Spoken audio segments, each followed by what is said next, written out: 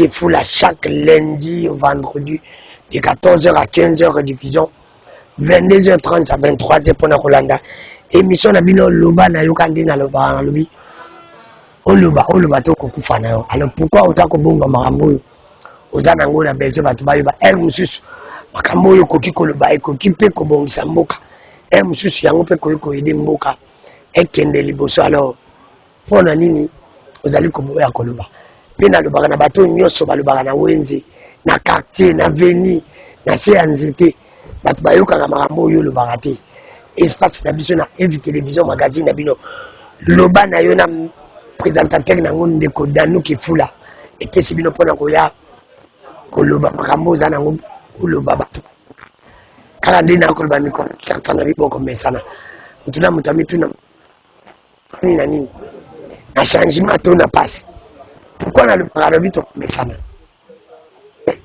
na début ya mandat bandeko ya lamuka abande ko benga ndeko tilo président te bandeko ide pesi balobaki na baba bibo ko mesana est-ce que ba mesanité est-ce que ton message na changement te mutuna mutu amituna mutuna na Kongo mboka lengi mboka makambo buta maka tulamuki na tongo makambo butami tulali tulamuki makambo butami tuza encore na problème oyo koza mboka ayekonomi awi ko signer mokonzi ya seni. C'est pour dire que connaît nanga azokende déjà tikali ka remise et reprise. Est-ce que et salemi na bosolo to na bosolo te to zapi na dossier ram est-ce que balongoli to balongoli te poko yi bango émission ya lelo na yami pona bino na poko ya lelo coordonnateur ya qui parle moto Nestor azali coordonnateur ya Moshetu ville a évité ya structure moko méga structure Moshetu ville délégué syndicat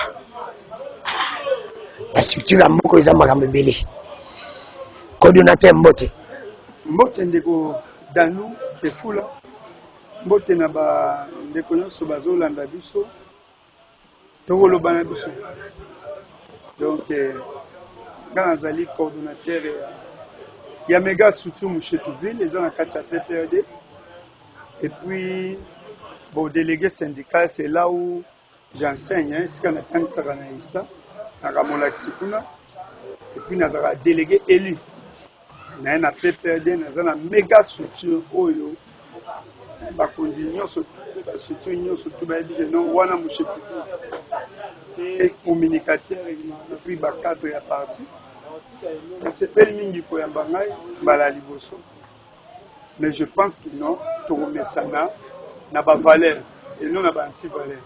Est-ce que vous êtes sûr qu'aujourd'hui les gens batu ba mesani na ba anti-valeur be na ba valeur? Ndeko Danu bazolinga ko mesani sa batu na ba anti-valeur et non ba valeur. Mboka na biso ezali République démocratique du Congo. Soki régime moko eyé pour la batu keno démocratique wana to démocratie wana il faut ko bossa na yango pona ko kumisa ba individu pona ko tia ko instaurer ba anti-valeur na kati ya boka comme racine pe mode opératoire. Je pense que non, il faut barrer la route aux anti-valeurs. On n'en a pas besoin.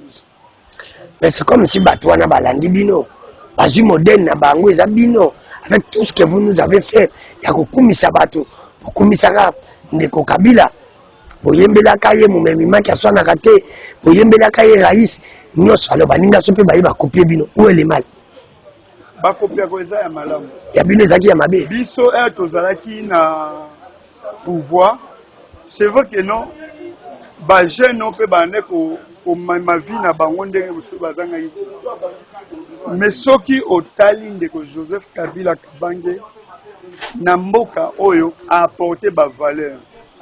Ndeko Joseph Kabila Kabange azali moto oyo soki biso ba jeune tolandaka comme modèle parce que atikala jamais okende au-delà ya maloba na ye.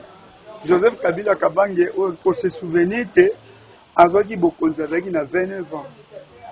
Âge oyo so tal obandi ko tia micro balader on a évalué vie à jeune à 29 ans pour couper ça Joseph Kabila Longoya et Rolobakeno à sa étoile dédiée. Pourquoi on a âge à 29 ans et qu'on a un tembo qui est déchiré, la rébellion est qui par-ci par-là, si il y a qui pour réunifier Mboka, pour benga Jean-Pierre Bemba Gombo, bazaki na rébellion, na MLC na bango, ba Uberwa, le fait Zaïd Ngoma, tous ces mondes-là ont fédéré derrière Joseph Kabila, mais parce que Joseph Kabila a dit qu'on réunifie Mboka. C'est-à-dire que Tchabatunyo se trouve d'accord, Toti Kabila se trouve to Sangana, on a intérêt à Mboka. Kabila modèle. Kabila modèle. Kabila c'est un modèle de génération en génération.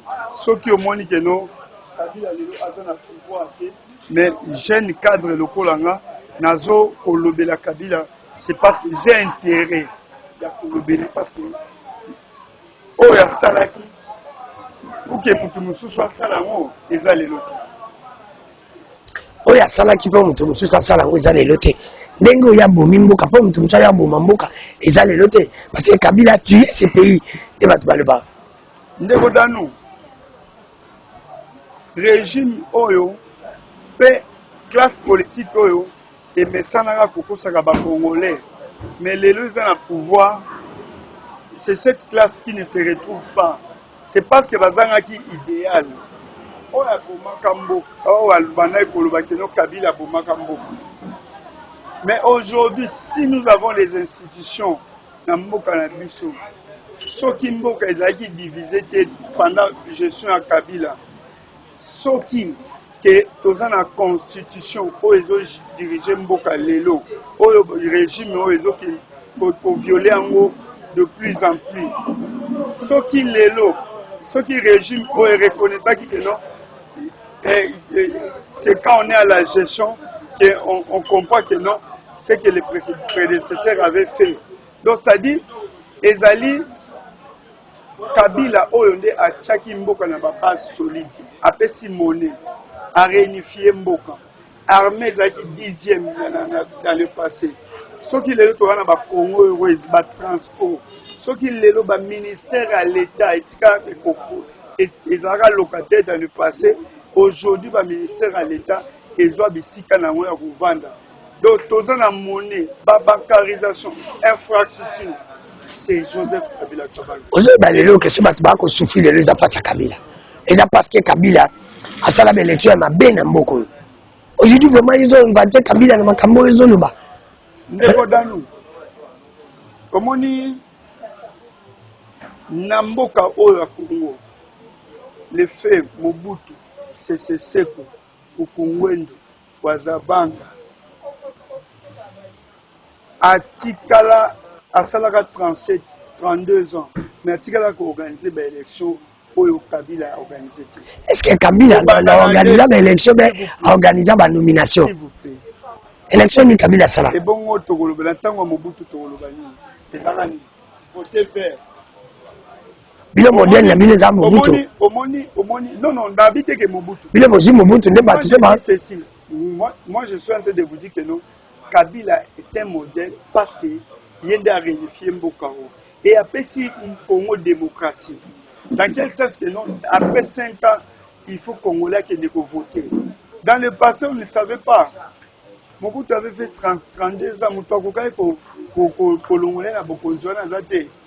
mais un Kabila a pesi mboka mokonzi beaucoup constitution, a réunifié mboka, mettre tout le monde d'accord. So taliba acteur nyon surtout ya mboka ba composa qui va fédérer sur Joseph Kabila parce que il avait l'élégance à Malouba, et respect et puis ba valeur. Organiser Kabila respect à Malouba. Kabila c'est le seul homme d'État Oyo, Bine Mobimba, à respecter Malouba. Kabila ya bomaki aussi mukendi po a respecter Malouba, a respecter l'élection, tout le monde a respecter Malouba. Oyebi problème à l'élection na mboka. Puis que tout ça na avant na mboka. Na lobi boy, ndeko dano. Quand ezolo ba Kabila bomaki aussi mukendi, il fait assistant comme moi, hein, parce que et na compatisaka na famille na ye omoni ba régime oyo eza actuel eza na base ya makambo ebele ezalaka na base ya bamort ya bato ebele régime oyo esali nini ya Félix ezali régime oyo ebandaki komema bato na nzela ya balabala sans même koyebisa bango fond eza nini. C'est parce que aujourd'hui okoyebisa nga étudiant oyo akufaki na eliki azoprésente TP na ye Félix moto abomaki ye ambassadeur oyo ya Italie akendaki kokufa na este kuna Félix moto abomaki ye. Kabila ne peut pas avoir motema wana ya koboma bato. C'est-à-dire eza babilo quand vous sortez dans la rue soki bozobima est-ce que nazobima mpona nini lelo tozwa élection te tozwa passation alternance te mais ce qu'au régime oyo ebimisaka bato s'il faudrait reprocher na bamort oyo esalamaka ezali régime oyo ebandaki kobimisa bato mais bayebaki ke non mutu wana aza mutu oyo arespectaka maloba. Et moi je suis fier d'être kabiliste parce que aza mutu atatonaka te ndeko Dani. Joseph Kabila reste constant. C'est-à-dire, si nous avons un politicien, celui qui a un patrimoine, na Congo, il faut te battre là, et te protéger, c'est Joseph Kabila. Parce que les classes politiques, mon côté à Koloba, à travailler dans Kabila. Mon côté à Koloba. Kabila, il y a PPD, ou parce que PPD peut communauté Mibale. PPD et aux Arabes, Moko, P et Kotika la jamais libéré. Régime, régime, régime, a copié-collé. Dans ce lugar, a copié, Babylone, au moins, les caca dans le régime, il y a dédoublement. Il y a qui. Donc, ça, moi, je bien à théâtre de chez nous. À mes caca, groupe style, à jeune, Moko, comme on a la Bango, on a fait à partir à Joseph Kabila. Pour le cas dédoubler un mot. Chose que nous, ça parce que en est basé dans le leadership. Au leadership, pas pour et ça a un bon côté. Donc, ce que l'on en termes de mobilisation, ce qui est non, tu peux mobiliser. Tout le monde a un boss citoyen qui peut mobiliser na Tchangou. Mais elle a dit que FCC a mobiliser. Mais comme il mode de gestion et comme il y a la corruption, tout ça, il a mobilisé. Dans la médiocrité quotidienne de l'institution, et vous allez voir un président à l'Assemblée nationale soutenir déjà, Moutouazo s'est déclaré candidat, en l'occurrence Félix, tout le monde qui est président au Sénat, Ebisega Keno, aux autres temps, selon le chef de l'État a réuni l'état-major et pour leur dire que non, notre candidat en 2023 c'est Félix Tshisekedi, président d'une institution. Maouche Panabino, Alandi Modène Naibino, à travailler na Bino, tout ce qu'il est, c'est vous. Bino de mon PC, les lois Yazali. Ndeko Danou Kefou. Ingratitude dans mon pays, il faut tout mettre ça parce que et comme il y a un mode d'opératoire, il y a des politiciens, et comme il y a un mode de gestion. Comment il y a des bâti le peuple. Comment il y a un leader oyo azali serein, sérieux, correct. Je crois que Joseph Kabila ezali kozala la fierté nationale. Parce que Joseph Kabila, vous allez vous souvenir que non, à Banaï Koloba, je n'avais pas 15 personnes pour Nabongisa Mboka, selon vision Nanaï. Mais parmi ces gens-là, oh, Joseph Kabila a dénoncé. Nous avons bâti le peuple. Nous avons tout ce monde où il y a transhumance, il y a une sacrée. Pour un poste, on a que non, vendre 100 postes. Mais les gens ont rattrapé Bango via bâti le peuple, via Bambos, ce sont des moboutistes. Mais si on a parcours dans Bango politique, les Aïkas ceux qui a sauté, c'est ça l'exemple. Est-ce qu'un grand jeune, il faut dans la jamais n'a pas ça l'amour. Donc, nous avons un bon un leader qui n'a jamais respecté les engagements. Jamais je peux le faire.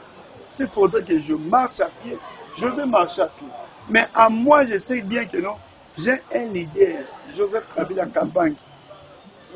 Durant toute sa vie, il ne fait que respecter sa parole, sa signature, sa vision. Joseph Kabila modèle. Joseph Kabila, un modèle incontestable. Na Congo que batako jappé ba ndotala. C'est aussi pour moi que de retour naïe.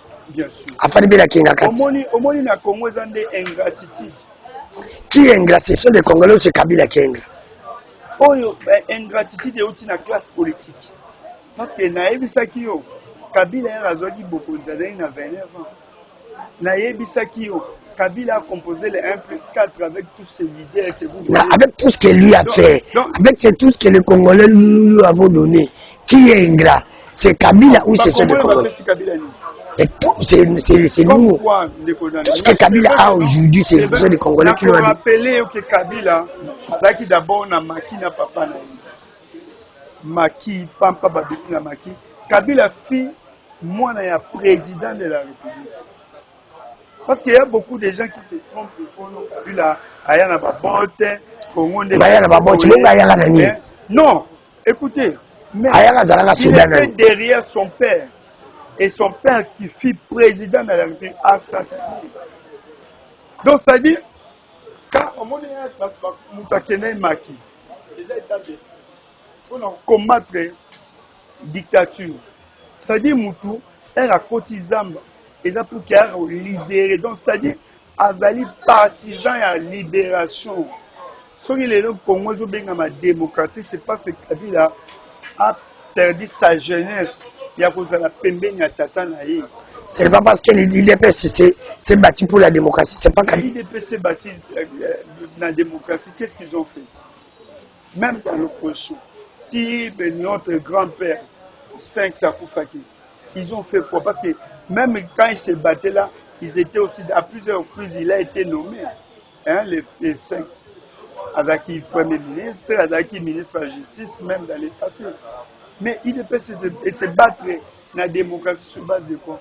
Parce que libération, quand Mobutu fut au pouvoir, quand il était au pouvoir, pendant ces 32 ans, c'est le musée qui pour libérer le Congo dans la dictature.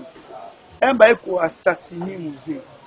Moi, a vu relève à matérialiser la démocratie. C'est-à-dire, après 5 ans, les Congolais disent que nous sommes d'après 5 ans, c'est une discipline que Joseph Kabila a instaurée dans le Congo. Dans la jeune Oyo, à coup de batata belé ba politiciens, il y a là au bambo soana bazaki babati bazaki, mais ils n'ont pas matérialisé la démocratie. Mais Joseph Kabila, avec son jeune âge, il a matérialisé la démocratie. C'est aujourd'hui que nos moyens. Selon les gens, selon PPD. Non, mais c'est une. Selon les gens du PPD. Même si nous avons la démocratie. Bon, papa, est-ce que la démocratie dans ces pays existe? Mais, papa, démocratie, ils allaient pour s'exprimer dans la valeur au Kabila Tika. Kabila Tika est constitution. Kabila Tika est cycle électoral. Après 5 ans, il faut que vous ayez ma bonami. Vous comprenez? Kabila Tiki va valeur rebelle. Que le régime ko matérialiser, ko valoriser en côté.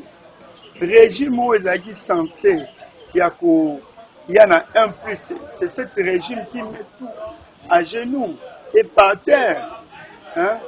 Donc ça dit, les abattoirs dans l'opposition, mais sans l'idéal. Hein? L'IDP ne faisait que parler, reprocher au régime, mais sans l'idéal. Aujourd'hui, au pouvoir, nous nous rendons compte que non, ils n'ont pas eu un programme, soit ils n'ont pas été préparés pour gérer la chose publique. C'est ce qui fait défaut maintenant. Là où au début, on a dit que non, tout ok non, les prédécesseurs à Salaki Oyo et le Mobanaki. Et puis, on reconnaît pas que mais tant qu'on s'embrille, et comme il faut mettre en cause, et comme il y a Chumbolaki Liboulou, mais la Chumba Liboulou n'est pas comme il y a beaucoup. La Chumba Liboulou n'est pas comme il y a voyager quand la Congo est ouest.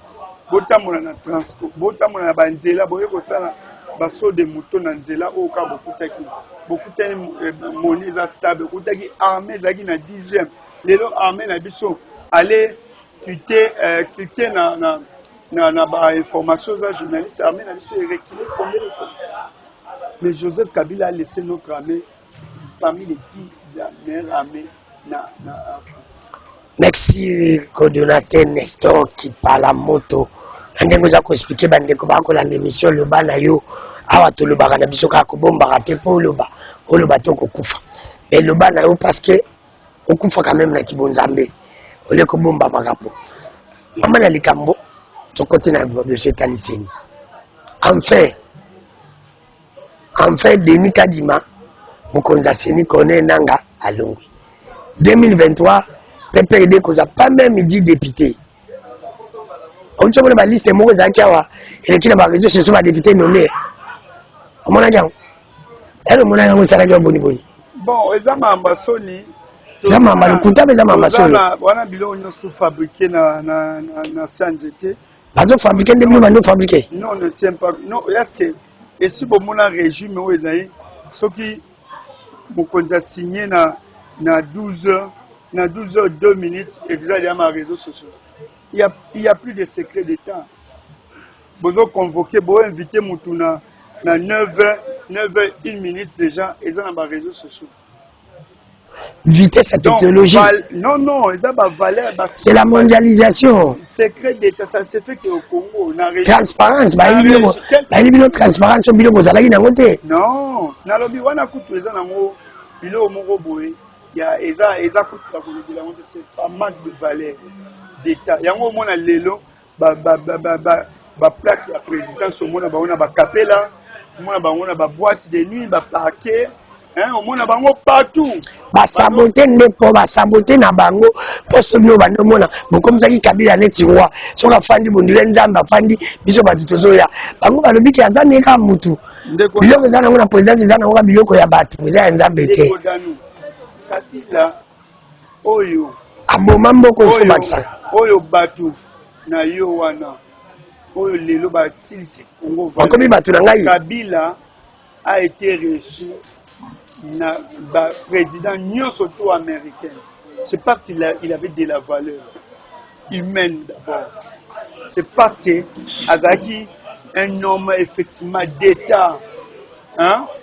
Donc ça dit les messieurs la Kabila tiens à côté aujourd'hui azali référence na Afrique ozolo ba makambo ya seni hein makambo ya enfin sili Denis Kadimela les trains ta marche mon frère Danu un avanda qui nazolanda discours ya vendredi ya chef de l'État na 20h na tali na bine et le konini Congo esali ya mabe pona ko mériter oyo régime ozo fait ça pour balobi lelo nini Kabila salaki Congo pour Kabila atika Congo ndenge atiki Congo lelo atu bazola bande Kabila mutu azana faible so régime eza na idéalité les pauvres quand on connaît quand on connaît pas c'est-à-dire n'a vendre qui n'est pas bota na ngana zotala ma mi se bimaki ngai Nathalie Sikoyo. Même si lui manque pour l'année, pour tali que 2023, on soit député, tu peux même si lui manque pour la Sengo. Tokene Malembe. Même si peut avoir de façon, il y a madame n'a pas vu. Tokene Malembe. Président Joseph na Mosala Oyo Assemblée nationale a sali, a félicité en haut, a bien respecté. Mais président Azobo Sangenon a dit pour ça va Congolais, en leur disant que non. Pour que Moka travaille pour l'intérêt à peuple, il fallait qu'il bureau à Mabunde et Kende et tout son bureau à Boss. Chose que la constitution des Oboya que non pour renverser majorité en cours et à mandat. Il oublie que non, quand nous voyons Mbosso, nous voyons la corruption. Félix Tshisekedi foyer bango soki biso ba Congolais tozo mona Mbosso na percho wana bureau wana tozomona mbongo oyo Aster Sikilaki ya corrompre ba député pe maloba ya lokuta esaki bango ne yango tomona bureau wana c'est-à-dire tout ce que ces gens-là peuvent faire au nom ya ba député à peuple biso peuple tozomona la corruption. Bino lelo pe comme peuple, yo pe lelo comme peuple. Peuple comme peuple. Et bino bozaka na peuple te. Bino bando sa makambu na bino. Bando mona nde peuple bino. Ndeko danu. Bango nde babana ko kanisa peuple zaye kaka na limité. Mais peuple nde yango ba ora le bili mettre la taille ba metala ndeko langa Fabien Usaki. Peuple c'est bino mengi so les aki pona bino. Bino lelo yo comme peuple. Omoni lelo ngala za. Ola tape choti zelo konza ba gaz na no zito mbeta makolo. Zelati. Papa so ko tongo mona ngo sute. Opposition bino bo sala 10 ans. Nanolo baboy. Na ki passe na yoka ki passe na mutema. Allons-y. Félix Tshisekedi po sepela na musala o Mbosso. Mbosso représente la corruption. Mbosso na bureau ne Igno Sake représente la corruption, les antivalents. Mais balandi bino na bativale bo bande ko sala. Non non, est-ce non madame. Bino pe bo sala ki nous on n'a jamais renversé la majorité au cours mandat. Mais bino bo tchaki na seni mutu na bino. Alembe, nana tchaki. Kabila tchaki. Il y avait autant de contestations. C'est juste to bimandeni so bimia mukamata mutinga pa kukamata. Ezaka ndenge bino bande sala. Na ebiso d'abord discours à chef de l'État par rapport à féliciter Mbosso na musalo basali. Ezali ba anti-valeur pe ezali et discours moi sala qui sonne. Dans les discours du chef de l'État, c'est que nous on pouvait attendre. Ezalaki ba oyo les populations au monde bana bazo tanga tende ko Flavien. Bazo yiba batu na ram. Régime ou bandi ko yiba population le quoi régime a Félix Tshisekedi des athées. On n'a jamais vu ça. Bongo ya bino, yiba bino boliba. Nazam ta IDPS, bongo mesana. Sikoyo, nazo koyebi so boye. Eza na régime a Kabila etikala ki jamais pour ça là au régime Tshisekedi. Oh ni ba basali bino pour ça là te. Ndeko wana azaka na présidence wana IGF alingeti. Azawa ministre ya ki koloba makambu ya ram na parlement. Il a trompé devant tout le monde. Mais azongi na eba batelier pour que ba protéger ba ke ko ça la réunion na cité du fleuve ba tumbaka mbonga Congo et puis eleki inaperçu. Ndebino pe obande ko tumba te sa mabete ba to zwaka bino modèle na bino. Qui bat sa beau-frère Félix Tshisekedi. Aleki na parlement bino tokangi na à cause aram tokangi 500 Tchombo. Azaka beau-frère na yokate. Nazo tuna mituna. Kaza beau-frère. Et bon siko Kabila zaka na beau-frère moko te yo mwa za congolais. To mona ba beau-frère Félix. Bon Kabila beau-frère zaka te. Papa wana za ba anti-valent. Mais ba anti-valent ndeli munila to moni beau-frère. Ndeko danu pardon. Voilà donc oui passe na ngai. Apete mboje passe ngola na ngai. Donc c'est-à-dire ndeko danu. Ministre aleki. Alobi na cause aram moi 500 Tchombo, tu récupéré, et puis 26 millions de dollars et côté. Entre-temps, à cause d'Aram, ils ont bénéficié et ils ont profité pour soutenir gratuité enseignement. Entre-temps, au DPA, ça va révélation. Plus de 260 millions de dollars aux alliés de traçabilité. Mais des pays, j'ai fait on a commis un coma spécial. Mais pourquoi ils s'en saisir dans le dossier 260 000 ODEP, alors traçabilité là. Mais aujourd'hui, si on calcule c'est plus de 900 millions de dollars. Mais c'est le régime actuel qui escroque la population. Pour la raison qu'on a discours à chef de l'État. Elle a vendu que ça n'a pas si. Mais dans le lobby, na zongi na sima na discours à Salaka pour na koboma mariage na biso. J'ai subi des humiliations. Kabila bloqué, le FCC bloqué. Dans la kanisa qui a évalué d'abord bilan des discours à Senga qui a se prononcer que non mariage et koufi pena awa que non c'est-à-dire que évoluer en termes sociaux ya ba congolais OK za ma mingi akelo bane makambo ya kokumisa Mbosso. Parce que les FCC a la ressource na mariage parce que les acteurs politiques ont respecté l'engagement. Malobaka na ye so na respecte l'engagement. Président Félix Tshisekedi. Respecte l'engagement. Effectivement. Par exemple les ali to banana à Genève, na Kenya, et au Tina FCC, même la Union sacrée, ils ne respectent pas. Oh. Ça, c'est même. Ah, tu dis bino na kozalina. Non, mais Omoni Kabila. Mais Alandi Binoti. Joseph Kabila. Et Bino Kabila va nous respecter l'engagement. Quelqu'un qui a respecté Tomona Kizenga 1, Tomona Mozito, Tomona va continuer. C'est parce qu'il y avait respect à Nini. Et c'est Pepe Dango Zalaga. Et quoi, il y a Il n'y a pas un parti qui a installé, bien installé, plus que les PPRD. Il n'y a aucun parti. Les PPRD partout. Et puis, il y a un cadre de la jeunesse, au comparant à la jeunesse soutien. C'est-à-dire, il y a un discours à Félix. Oyo, à Salaki. Il ne pouvait pas dire ça, il ne fallait pas alerter Batou. Non, le président va s'adresser à la nation. Il n'avait rien dit dans le discours. Si vous que le président c'est lui un tel. Président c'est nous. Félix Moutalobaka, Kabila Zagiba Babando Lobate. Kabila Lobawa. Félix Alobaka, il apporte quoi au Congolais? Son discours, discours n'est soit toi ça là. Il apporte rien. Au contraire, ça énerve. Discours à Félix. Et comment on peut ça va Congolais Kanda? Nous avons pas dit ça. Parce que quand il vient soutenir, il faut soutenir. Biloko ezaki biaisé du début jusqu'à la fin. Mais un garant de bon fonctionnement de l'institution a vu les leaks, il a soutenu Biloko du début jusqu'à la fin, ezaki biaisé. Ça, c'est des joueurs avec des Congolais. Parce que ce qu'on a dit des désignation à Dodo Kamba. Il y a Denis Kadima.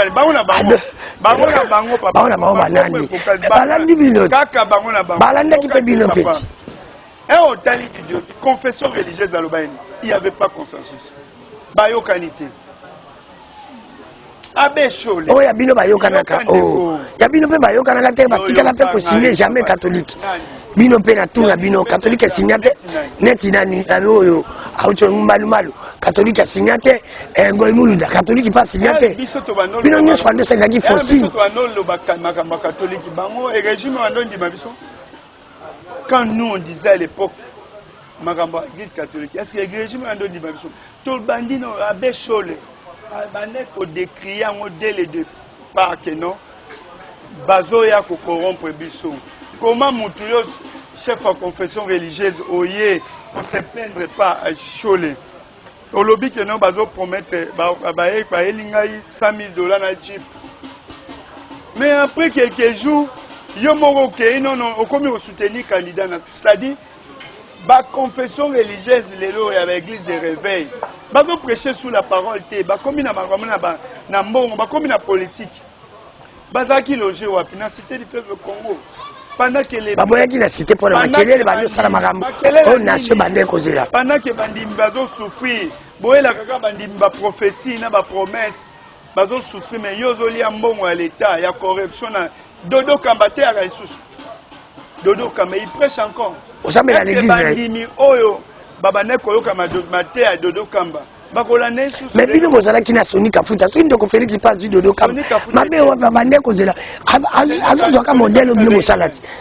Azalaka na Binoti. Où? Est-ce que tant qu'il y a des désignations, il y a président Seni, au Bandé Komonake, un président confession religieuse a s'accroché comme Dodo Kamba.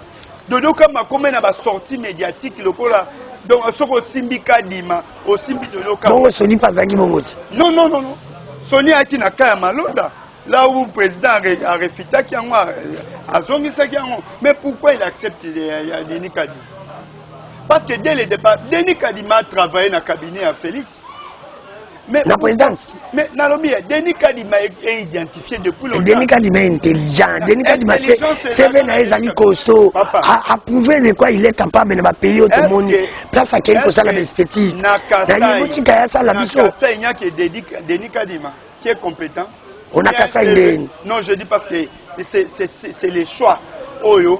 Donc même IDPS va fêter là qui est en point. Ils se sont dit déjà que non, Bazan a pris les 200 députés. Sous base de quoi? Au moment où Moutambo va bouler, que non, si aux en a cour constitutionnel, aux en a CENI, tu gagnes les élections. Non. Mais nous sommes en train de bosala qui a un batmazo candidat. Batmao candidat au bino bosala qui mo. Pour la Nicolia Liboso, ils ont la question de Takomolia la Sima. Au cas où on a dit à Komolia Sima, il y a un peu. Il y a pour les qui Liboso, il y a des délais. Et le coni, ils ont mon et le coni au régime à Félix Tshisekedi et apporté le mandat. so de moto yango to ki maman bouteillage gratuité bino botiaki te démocratie oyo zo le balelo nalanda ko bien ndeko dano omoni rezo telema na etanduna yo oloba gratuité enseignement pendant que jusque là bana ba otanga te oyi ba parents boni ba olanda pona bino opesi ba parents opesi bana 5000 baki na parlement nyonso na bino na bino kabisha na bino parce que Félix Tshisekedi bano c'est na beni na est kuna bitumba ezali non bazo corrompre bana mais quand il était descendu sur les lieux à Seskizaki c'est la même chose maman Bossa on commence ça na au moins gratuité enseignement ezali constitutionnel constitution biso ba tapé perdre to vote mais bochaka en placité bochaka en placité au moins tango biso ba tapé perdre bona tapé feste yoka tango biso do voter constitution oyo bande kona biso à 12e ri na 10e ri babenga en constitution à Kabila en constitution à Rwanda mais lelo comme constitution ya bango ba comme ko valorisant Tolobaki Boye, Joseph Kabila na régime na attaqué gratuité. Il fallait aller avec ça progressivement. Il fallait d'abord construire les écoles, pour mécaniser les nouvelles unités. Enfin, et puis pour bandir on a la province, afin qu'il pour matérialiser. C'est la tête qui doit fonctionner. Ce n'est pas les humains ou bien les sentiments des gens. Au moins, application il y a biloko dans la constitution. Il ne faut pas être il faut pas être populisme parce que je veux être populaire, hein, je dois décider. Ba wifi ou ba gagner la ba wifi. Au président qui n'est pas vous n'allez plus acheter les syllabis. Comment un pays au marier wifi n'a acheté syllabis? Est-ce que un pays est raisonnable? Est-ce que mon Konzambo peut faire de telles déclarations? C'est le populisme. Moi je suis assistant d'université. Hein? Mais je sais la réalité est les canards. Dans le monde aujourd'hui les étudiants même s'organisent pour acheter les supports. Mais les gens comme une internet gratuit comme on fait les on dit qu'il y a une information mais le régime tu ressembles soso na 1000 francs mon pikama tembele na 10 000 francs kala mingi te biloko ko kita ko Kabila pesa kabisa na moni régime ozo sakana ba congolais loko ya Félix Tshisekedi soso beton ya 2500 eza ministre économie a tambolé awa non tala les populistes tu comme la population sa présidence à travers les rames même maman a autant qu'à matembele tcheka il était à 1000 fois toi mais bino ne bato bosinyaki mais bino biloko botikaki bino botikaki biloko wana po ebimisa Félix mabe c'est ça le grand problème bino ne botikaki yango alembe ndeko danu biloko nyonso tu eza na constitution na biso elobi te ke fombala moko au bando matérialisé. Il y a des préalables. Ils ont le état de siège. Mais Kabila avec un M23, Mané Kolonga ba guerre sans état de siège. Kabila longa guerre s'il n'est pas Kabila. Non, on a dit M23 a dit battu, frappé sérieusement, mais sans que Kabila a décrété. Kabila a comment? Ah.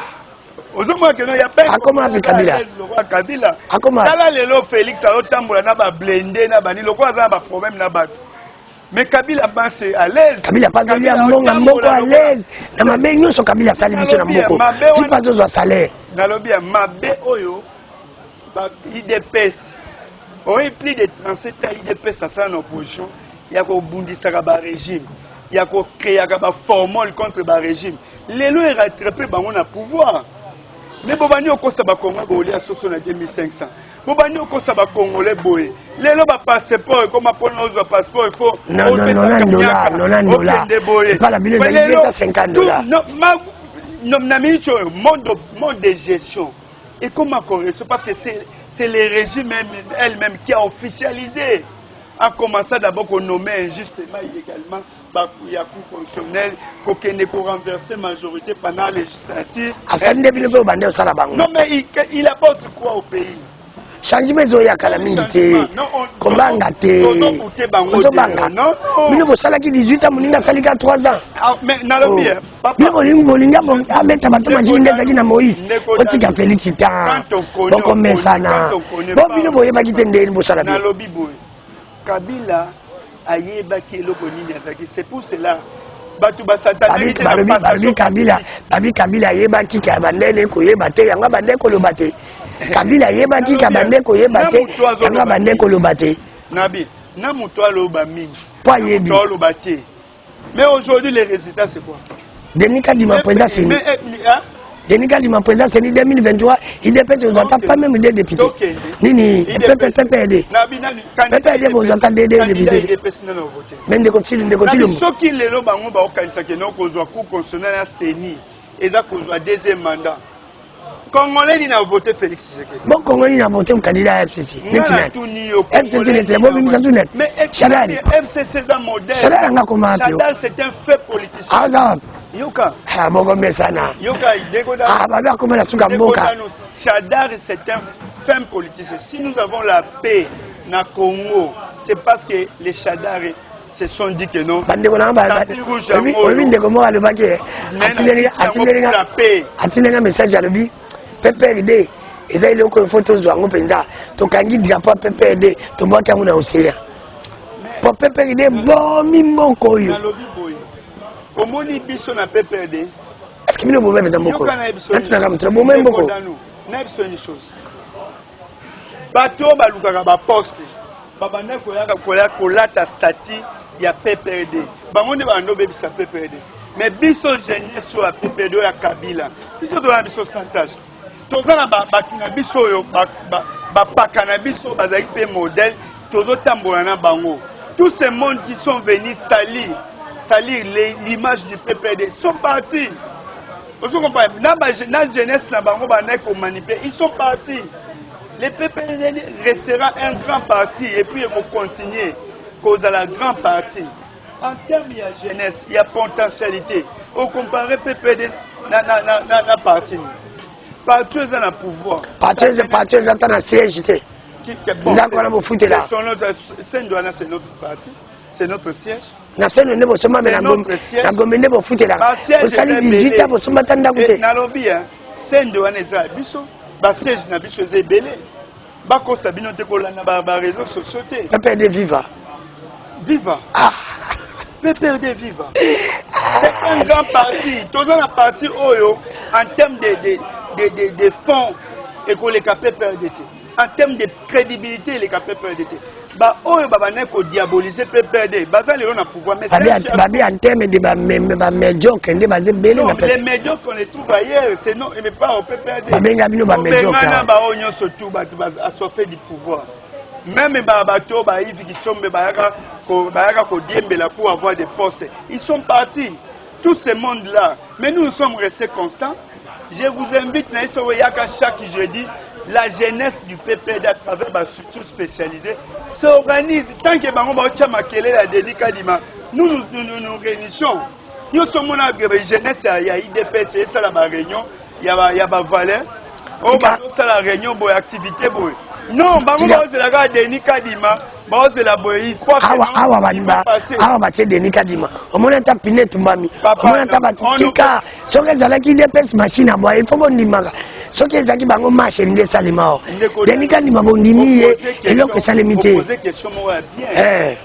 Omoni biso to ko zala jamais ko kopiaka. Banti valeur. Omoni tout ce qui s'est passé au parlement du début à la fin. Ils avaient un théâtre. Parce que respecter Moubeko mon côté. Et puis nous avons dit que tant que consensus les a la tête, tu dois accepter le remonter. Au moins, il y a un message pour vous mettre na balabala. Donc ça dit bango pour na ya mata il faut maquiller tanga. Non, nous réfléchissons. Il y a des cadres à répondre. Nous on a des cadres qui baso réfléchir sur tout le plan. Même biso bagel, nous sommes en train de réfléchir. Quand nous allons surprendre bon combat ah non, les PPD, effectivement, FCC, Bazaki n'a raison. Nous, on ne peut pas copier les antivaleurs. Yo le balanga likamwa aussi mokendi. Akufa pourquoi? Parce que pour l'intention na bino mabe ko sala glissement. IDPS na kaya Malonda a fait tuer plus de 5 personnes. Mais ma famille a battu na balela bango tilelo. Mais bango ba se taper à la poitrine tilelo ba kumisa yango. que non biso soki ba interna malonda te c'est parce que les gens sont morts. Est-ce que le régime ozo prôner batu ba kufa? Ozo soutenir le régime. Alors Bino, par rapport à votre intelligence, par rapport à votre expérience, vous avez eu à la politique congolaise. Maintenant sikoyo nakaya Denis Kadima boko sala nini concrètement pour oyo ndeko Tshilomba et sala maté. Biloko nyonso to elekani na parlement du début à la fin, c'est un fiasco. Bante yo somona seni mobimba babani ko ante ko bimsana ko 12 personnes.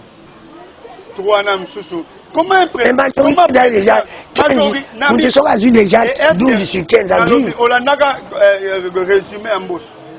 Résumé en boss, ça sera présent aux États-Unis non indépendants. Lapsus.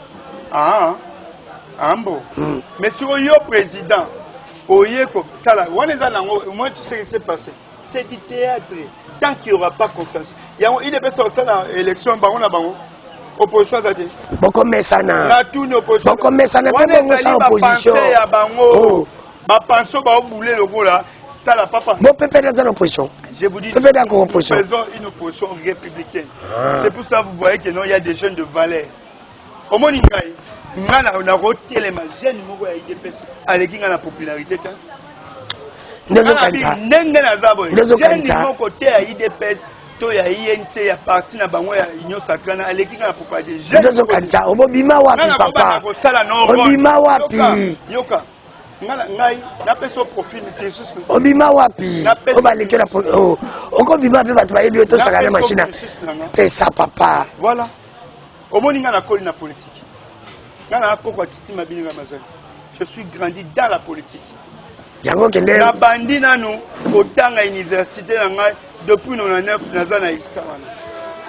Donc ça dit na bandi andora kozala ba CP.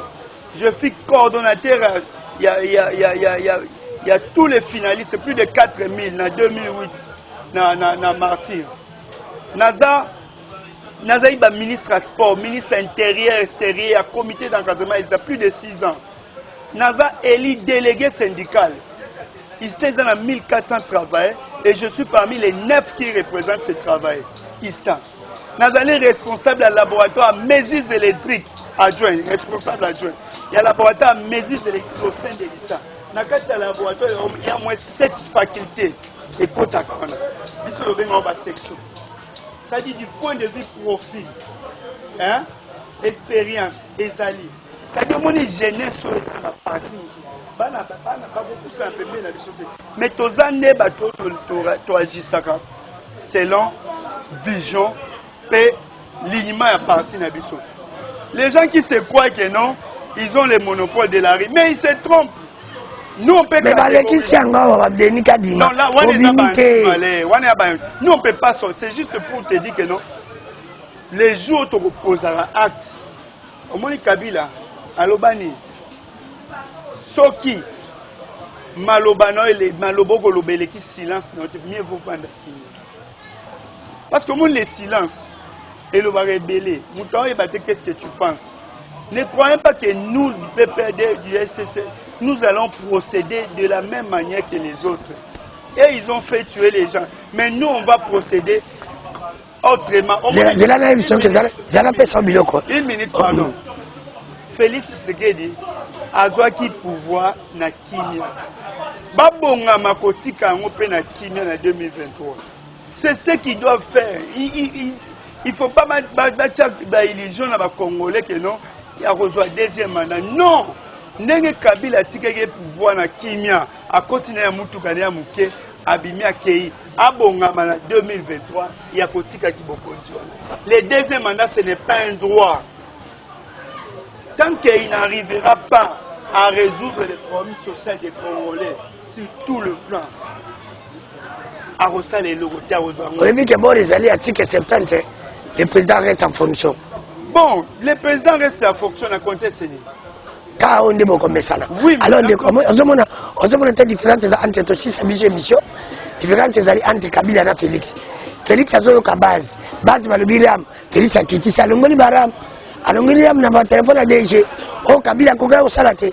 Kabila ce qui peut pas le bien Yoka Mato Yakanga, mais Félix a Koyoka. Félix Tshisekedi na régime naye bazoyi baba congolais ramezali escroquerie mais retiré yango quand même na ba téléphone à DG yo moi yo qui a retiré bongo bino Kabila bande yo moins de 15% ya ba congolais ne ba utiliser ba téléphone wana ki kalaka ça ya DG mikokoli ba 10 18 ba Blandine Pemba so otamboli ba congolais so qui est belé koza ba 10 à 15% de ba utiliser ba téléphone wana et puis mbongo ya ba congolais bazoyi bana ram Félix Tshisekedi a chango wapi parce que bon frère na ya wangana ki kuna abizai ki na conseil des ministres mais qui préside le conseil des ministres c'est le président mais bon frère chaque jour on continue à nous voler donc il y a un régime ozoyi baba congolais le quoi régime à Félix Tshisekedi non seulement ozo résoudre ba problème ba congolais mais ozoyi babango donc c'est du vol rameza taxi parce que bino boyiba batu boyiba pendant 18 ans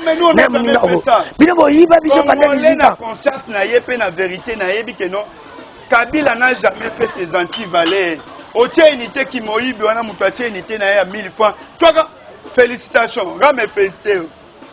Otia 50 unités, toi, rame félicité. Même soldat, mais comment on a vu Antino Moutouna bien? Vous avez le bio, le ministre Azali beau frère Félix, Bandimi. Bon, ouais, ça me semble beau frère Kabila. Kabila, c'est un beau frère. Mais maintenant, on a tout na kaka. Non, mais yo zonganga o. Mais bino ba petse mo tshaba beau frère bino. Pour vous allez na ba voter. Beau frère zoyi ba. Bon comme sana. Akima na parler ma côté. Na bien soldat au hazana état de siège. Parlons d'abord des choses sérieuses. Soldat dans état de siège. Na est kuna. Alinga communiquer à un danger qui arrive. Elle sombika moi unité choka rama félicité. Mais entre-temps les messages ne passent pas. Elle a félicité. Mais Munguna Koti a récupéré à Bomié. Donc régime aux a souci ma congolais. Donc ça dit tout ce qu'ils font, c'est du théâtre. Bango balobi bazobo. Dès la 2022 comment on a fait on a circulé Thompson 1000 fois, Matembele 3000. Donc comme ma vision sur Mikou à Kaka Soso na Soso. On s'est bajete. Pourquoi ça bonga? On a courant de côté. On s'est gagné de côté lombo. Pourquoi ça n'en là bas Congo zoya? Et ça n'en là bas Congo zoya. Bateau de pêche Kalamini Tao. On a dit Félix Ateli. Bateau de pêche Kalamini Tao. Et ça quand on va combattre les bateaux de pêche. Et zoya Kalamini Tao. On va pêcher ba autant de tonnes. On va pêcher ba bateau de pêche. Ba fufu Kalamini Tao. Ba kulu na bino bochaki biso. Félix a comme si ba ngoti. On se monte na kaba soda. Na kaba soda.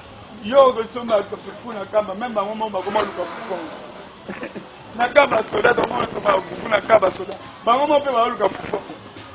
Donc ça dit sont dans un régime pour ça quand ba Congo le quoi c'est des aides. Alors une question pour terminer.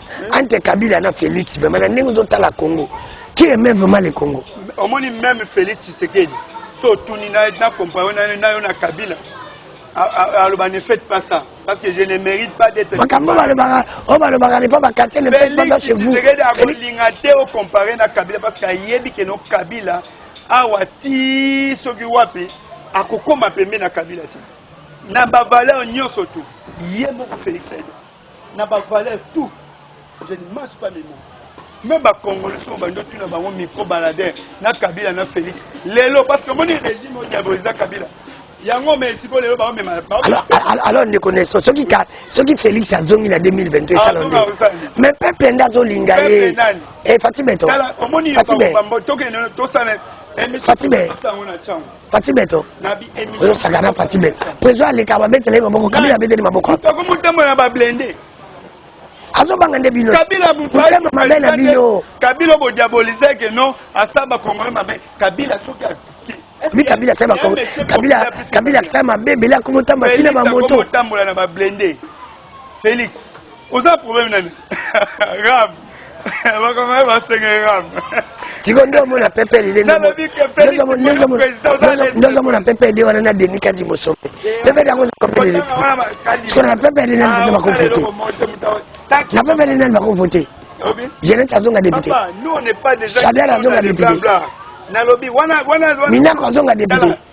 Profil à Chadar na IDPS Mobimba ezaki. Mais ba azonga député. Nabi asali nini pepe Chadar. Minako.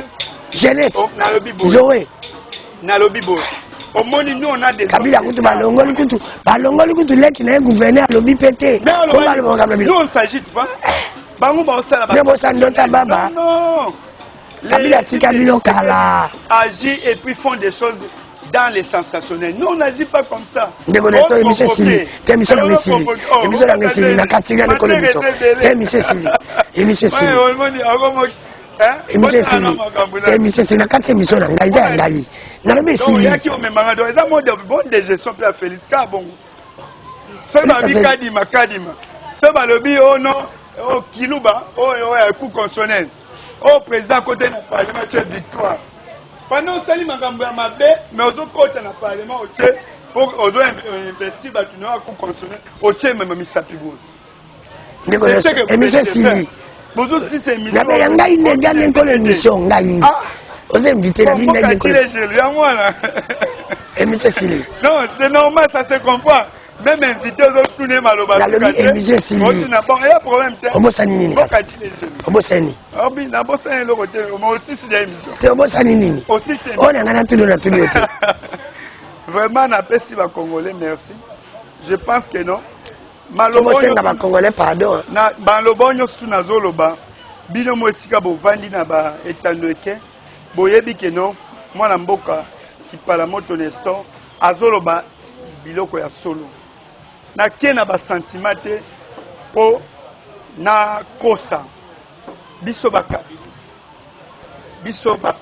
bien tozalaka diaboliser na makambo ya lokuta bato bazwaka tana bango nyonso na basanze te par-ci par-là ya ko diaboliser Kabila ya ko diaboliser PPD bazwi opportunité ya ko laksa population que non oh biso to ano sa ezaki malamu te mais malheureusement pour eux balaxine incompétence sur tout le plan. Même constitution et pesa qui bango qui bokondi bazo linga ko bazo continuer ko violer en de plus en plus. Mais je pense que non, nous allons nous assumer. Nous allons nous assumer. Tokolinga te ke mboka na biso et que nega na ba incertitude ti soki wapi. Non, mandat oyo pona bango esili esuki wana. Au moni député à IDPS, au moni député en 2023, il y a une sacrée comme voté été. Donc, ils ont les conditions. Ce que moni, muto a une sacrée, au moni muto a Félix, naye moko, senga mbongo aram. Senga mbongo aram. Parce que ça droit na yo. Senga yango. Merci d'avoir déconnu sur la dernière émission à Bino. Loba na yo, la présentation émission ngai votre humble serviteur Danou Kifula. Car on est dans le bin à Bibo comme message, na message na nini. Mutuna mutami tuna mutuna place Azali. Ton message na passe. Tu as un changement. Merci à mon frère et ami Flavien Roussa qui passe à la Santa qui les jours de mon anniversaire. Masalango comme si on va place on a une combatté. Tiens le sel. Et continue à monter mananga na pesi mbote. Place aux angolana ngai na libota na mobimba na bandeko nyonso. Oyo balandaka biso na pesi bilombote na ba oba kolinga ngai mikolo merci. Na ba oba kolinga ngai ke boko mesana. Effectivement, naza pe moi cité po bolinga ngai. Yango na lobi bandeko nanga na tumine nanga na place musote. Omonika na kwe wana. Na boati parce que ngana za journaliste na loba. Na côté ka so yeka na PSTV en face. Place mo ga itoko mikolo batu nyonso. Ba ma classe bayaka wana. Oye omelima moko na isala ka bien. To fandaki isalaki mabe na place ba pesa kibiso. Cadre n'espace kai apesi bango vraiment mbote merci na bino nyonso soko moni mutaloba lekio kobanga kapete mutako le kono biloko mibale akole kono mulai akole kope na buzoba pomona ka batu mibale nde bayiba na mukilo na mabe na malamu solo mabe pe eyebani na mabe nango yozo kanzo oyebani na nini oyebani na mabe to na malamu bituna mutuna bye à la prochaine.